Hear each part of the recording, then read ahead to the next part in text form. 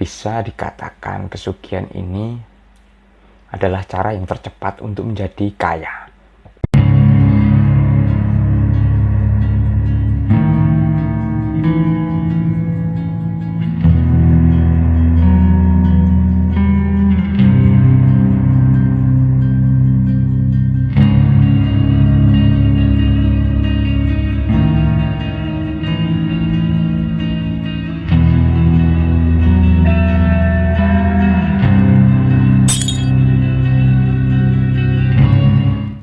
Salam, jumpa kembali di channel Irasional. Kali ini kita akan mencoba membahas mengenai praktik pesugihan yang terjadi di Indonesia dan banyak digunakan di Indonesia. Oke, yang pertama, pesugihan Nyi Blorong. Pesugihan ini sangat populer di Pulau Jawa. Ritualnya cukup unik dan biasanya dilakukan sampai 2 dekade. Pelaku pesugihan melakukan ritual untuk pesugihan Nyi Blorong ini dilakukan di pesisir Pulau Jawa. Pelaku biasanya diwajibkan untuk mempersiapkan sebuah ritual. Setelah itu mereka melakukan ritual di rumahnya dan harus mempersiapkan ruangan yang kosong dan didesain gelap, lengkap dengan bunga sesaji. Ruangan ini digunakan ritual pada malam-malam tertentu. Si pelaku diwajibkan untuk melakukan hubungan. Hubungan seksual.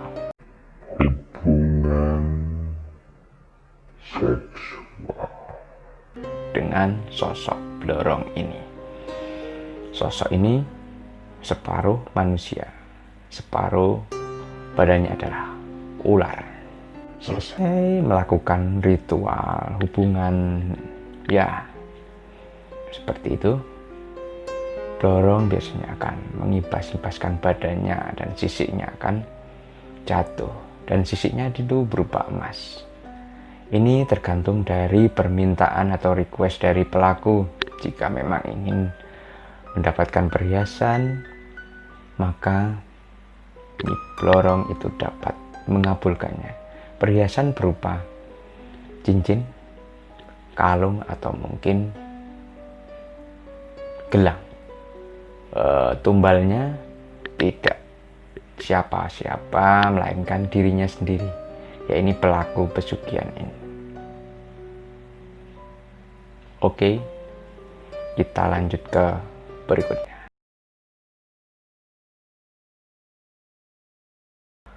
Pesugihan yang satu ini dikategorikan sebagai pesugihan kelas rendah karena biasanya yang diambil hanya 1 lembar dengan nilai mata uang tertentu, misalnya Rp100.000 atau Rp50.000.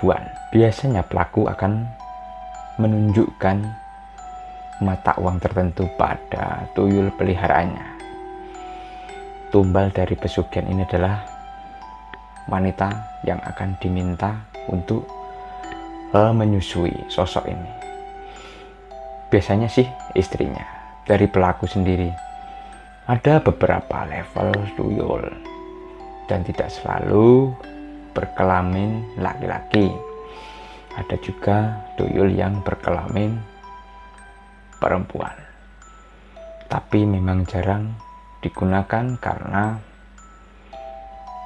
spesies ini larinya tidak begitu cepat. Sedangkan tuyul laki-laki biasanya larinya lebih cepat. Tuyul ini juga memiliki beberapa level. Biasanya dengan level tinggi, dia akan menggunakan celana seperti pampers berwarna merah dan bisa mengambil uang lebih dari selembar.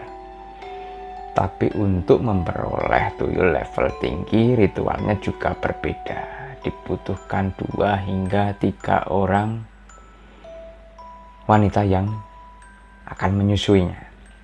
Oke, itu saja. Yang ketiga, pohon uang. Sepertinya aneh. Memang di dunia nyata ini tidak ada mungkin pohon uang. Pohon untuk pesugihan ini berupa pohon randu yang cukup besar yang tumbuhnya di sebuah gundukan di tengah sawah. Ada juga yang menyebutkan jenis pesugihan ini adalah bangkai, tapi kami menyebutnya sebagai pohon uang. Ritualnya cukup sederhana. Bagi pelaku pesugihan diminta untuk menyiapkan beberapa ekor ayam yang melambangkan anggota keluarganya. Jika anggota keluarganya ada 4, berarti dia harus menyiapkan 4 ekor ayam. Lalu ayam tersebut dipersembahkan di bawah pohon randu yang besar itu, dan ada juga bunga sesaji atau mungkin kemenyan. Ritual ini tidak dilakukan hanya sekali 2 kali, bisa berkali-kali hingga puncaknya adalah malam terakhir, dan biasanya jatuh pada malam Selasa Kliwon. Pelaku pesugihan akan diberikan mantra tertentu untuk dibacakan, sama dengan sugesti yang kuat. Sementara juru kunci akan memberikan tanda-tanda. Si pelaku akan disuruh untuk membawa sebuah kantong, di mana kantong itu adalah untuk diisi dengan pesugihan. Jadi seketika biasanya angin akan datang, angin yang besar akan datang, dan akhirnya daun-daun yang ada di pohon tersebut jatuh, dan pelaku pesugihan diminta untuk memasukkan daun-daun itu ke dalam kantong tersebut.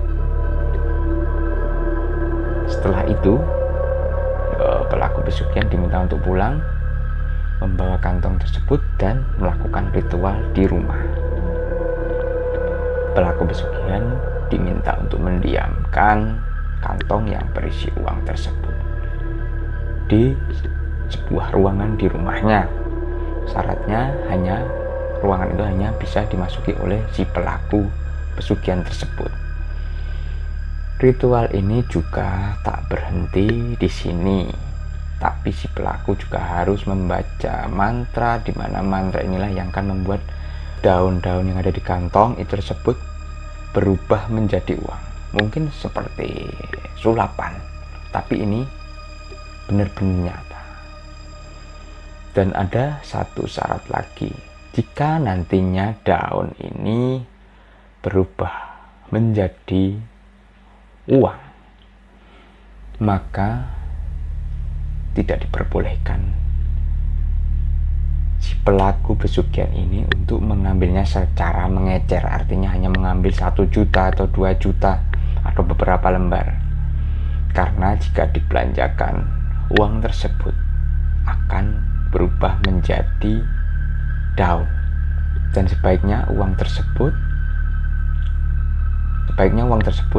ditabung atau didepositokan, atau untuk membeli rumah, membeli sawah, atau disimpan. Jadi tidak bisa untuk membeli kue atau membeli jajanan atau apapun, karena memang syaratnya seperti itu. Apakah sobat irasional tertarik dengan pesugihan jenis ini? Syaratnya memang hanya ayam berjumlahkan anggota keluarga. Tapi ini sama saja Anda menumbalkan Anda sendiri dan anggota keluarga. Kita berlanjut pada pesugihan yang keempat.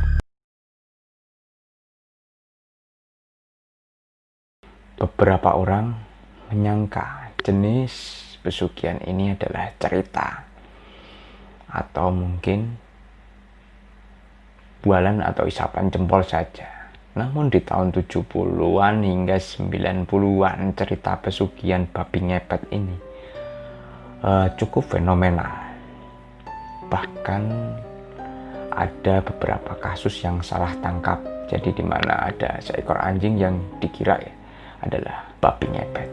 Tapi sebenarnya itu adalah anjing liar yang biasa, mungkin karena bulunya rontok sehingga mungkin mirip seperti seekor babi.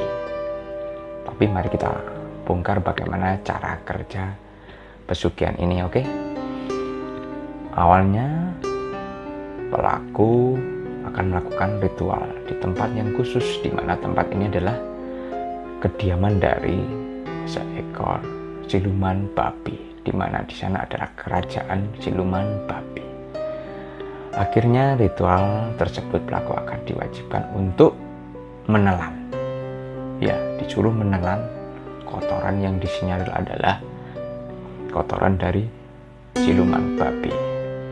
Setelah itu pelaku akan diberikan sebuah kain hitam dan beberapa tulisan raja di kain tersebut. Nah, kain itu nantinya digunakan untuk merubah diri si pelaku ini menjadi seekor babi. Biasanya perwujudannya adalah seekor babi yang berwarna hitam dengan cukup besar. Namun yang membedakan pergerakannya adalah cara berjalan. Babi jadi-jadian ini akan mirip seperti seorang manusia yang merangkak. Jadi cara berjalannya juga berbeda pada seperti babi pada umumnya. Sementara itu biasanya pelaku sendiri juga membutuhkan asisten, entah ini saudara, entah ini istri. Yakni asisten ini akan disuruh untuk menjaga lilin. Jika nanti lilinnya, apinya ini bergoyang, berarti si pelaku sedang dalam bahaya. Nah, kalau apinya itu bergerak-gerak atau bergoyang-goyang, si asisten ini diwajibkan untuk mematikan api tersebut. Karena dengan mematikan api tersebut, si pelaku akan berubah menjadi manusia kembali. Nah, di mana untuk mencuri uang di sebuah rumah, si babi ngepet ini akan menggesek-gesekkan tubuhnya di rumah, di target. Sementara uang akan dimasukkan pada kain hitam. Biasanya kain hitam itu juga disertai dengan kantong. Pesugihan berupa babi ngepet ini sebenarnya tidak begitu digemari, karena ketika si pelaku ini berubah menjadi babi, ia akan memakan segala apa yang dilewatinya. Misalnya dia melewati rumput, dia akan makan rumput. Ada tanah, dia akan makan tanah. Ada kotoran pun dia akan makan. Sehingga banyak orang yang memilih pesugihan yang lain. Tapi ini cukup unik. Berikutnya adalah pesugihan buto ijo. Bisa dikatakan pesugihan ini adalah cara yang tercepat untuk menjadi kaya. Karena apa saja yang diambil, termasuk juga perhiasan emas, permata ataupun berlian. Dan tumbalnya juga tidak main-main. Sekali buto ijo ini bekerja, ia pasti menginginkan satu tumbal dan berakhir dengan kematian. Jadi jika pelaku ingin cepat kaya dalam 1 bulan, maka ia harus menyiapkan banyak tumbal. Tumbalnya tidak harus keluarga, tapi bisa juga tetangga atau mungkin orang yang tidak dikenal. Caranya cukup simpel, yakni dengan memberikan makanan atau benda yang telah dimantrai kepada orang yang dijadikan tumbal. Jika seseorang itu memakan makanan tersebut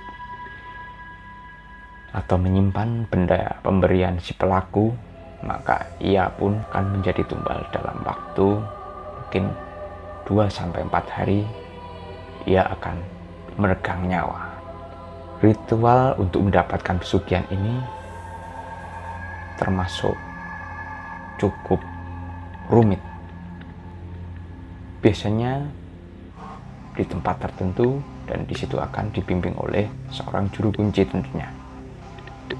Pelaku harus bersemedi dan menghafalkan mantra pemanggil Buto Ijo. Setelah itu pelaku diwajibkan untuk menyiapkan ruangan. Nah, disitulah ritual untuk mempersembahkan sesaji berupa ayam atau bunga 7 rupa. Tempat itulah nanti pelaku akan memperoleh harta hasil rampasan si Buto Ijo ini. Si Buto ini setelah merampas harta dari mungkin target, ia akan melakukan aksi yang cukup brutal. Misalnya ia akan membakar rumah target. Setelah mengambil harta atau menguras hartanya, ia akan menggunakan energi api untuk membakar rumah. Dan uniknya, rumah yang terbakar tidak akan diketahui oleh tetangga di sebelahnya. Untuk menghentikan aksi Buto Ijo ini juga tidak mudah, karena spesies ini bisa membelah diri dengan cepat. Sampai di sini dulu episode kali ini. Kita akan membahas kembali praktik pesugihan yang mungkin belum dibahas di episode kali ini. Maka jangan lupa subscribe yang belum menekan tombol subscribe. Jangan lupa like, komen, atau share video ini. Sampai jumpa di episode mendatang.